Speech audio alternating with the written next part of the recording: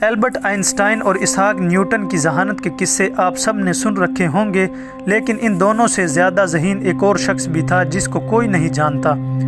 Einstein اور Newton کی عقل مندی اور کارناموں سے تو سب واقف ہیں، لیکن آپ یہ جان کر حیران رہ جائیں گے کہ ایک شخص ایسا بھی ہے جس کا IQ لیول ان دونوں سے بہت زیادہ ہے، مگر وہ گمنام ہے۔ یہ کہانی ایک ایسے شخص کی ہے جو دنیا میں اب تک پیدا ہونے والے سب انسانوں میں سب سے زیادہ ذہین مانا جاتا ہے۔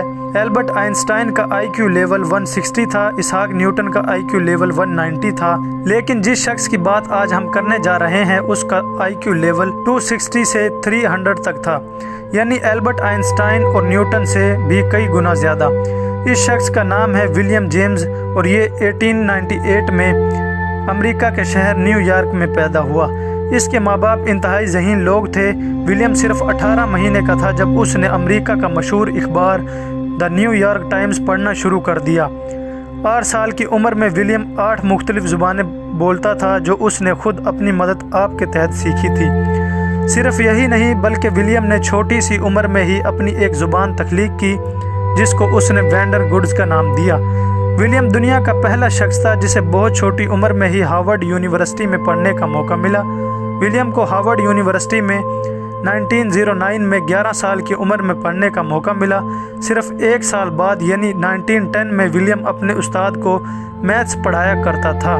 اس چھوٹے سے بچے کی ذہانت دیکھ کر اس کو چائلڈ پروڈجی کا خطاب دیا گیا، یعنی یہ ایک ایسا بچہ تھا جس میں اپنی عمر سے بہت زیادہ صلاحیتیں موجود تھیں۔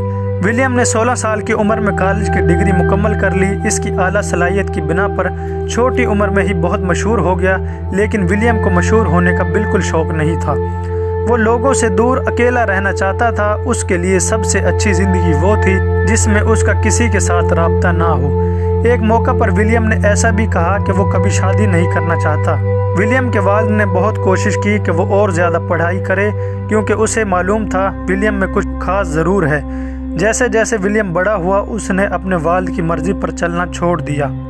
وہ جانتا تھا کہ اگر وہ آگے پڑھے گا تو لوگ اسے اور زیادہ جاننے لگیں گے، یہاں تک کہ اسی وجہ سے اس کی اپنے والد کے ساتھ شدید لڑائی بھی ہو گئی۔ لڑائی اتنی شدید تھی کہ ولیم کے والد کی 1923 میں وفات ہوئی تو وہ ان کے جنازے پر بھی نہیں گیا۔ گمنام رہنے کے لیے ولیم نے چھوٹی موٹی نوکریاں کی، لیکن اکثر ایسا ہوتا تھا کہ لوگ اسے پھر بھی پہچان لیتے تھے۔ وہی لوگ جو اس سے پیار کرتے تھے اور اس کے بارے میں اچھی باتیں لکھتے تھے اب اس کے خلاف لکھنا شروع ہو گئے۔ ولیم نے ورلڈ وار 1 میں جنگ کے خلاف آواز اٹھائی جس کے نتیجے میں اسے 18 مہینے کی قید ہوئی، لیکن اس کے خاندان والوں نے اس کی بیل کروا لی۔ ولیم نے اپنی زندگی کا بقیہ حصہ تنہائی میں گزارا۔ اس کا اپنی فیملی کے ساتھ بھی کوئی رابطہ نہیں تھا، یہاں تک کہ اس نے اپنا پیٹ پالنے کے لیے لوگوں کے چھوٹے موٹے کام تک کیے۔ وہ انسان جو اپنی ذہانت سے بہت کچھ کر سکتا تھا کچھ کیے بغیر صرف 46 سال کی عمر میں دنیا سے وفات پا گیا۔ اس طرح ولیم کا قصہ تمام ہوا اور لوگ اسے بھول گئے۔